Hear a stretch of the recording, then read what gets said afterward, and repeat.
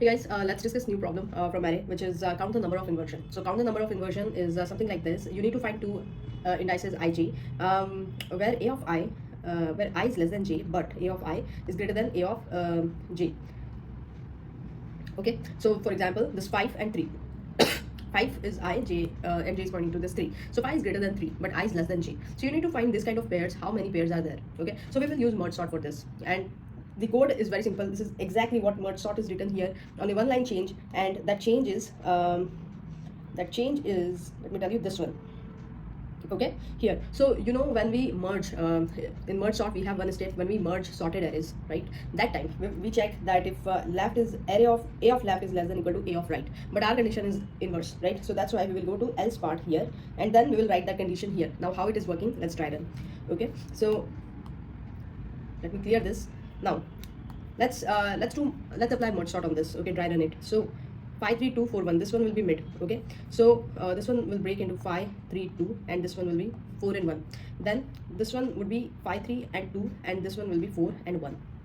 This one again will break into 5 and 3 2 4 1. Okay, now at the time of merging, now we will merge here, right? So 5 is greater than 3, condition true. So here your count, let's say you're storing value in count, 5 is greater than 3, you found one pair, so count is 1, right? Now after merging, this one will become 3 comma 5.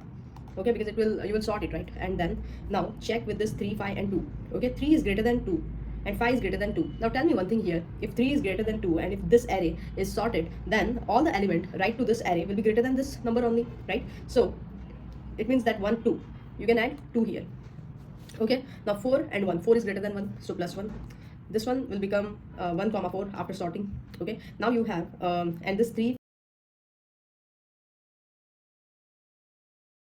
so the total will be 4 and 4 8. Okay, the total will be 8, so 8 will be your answer.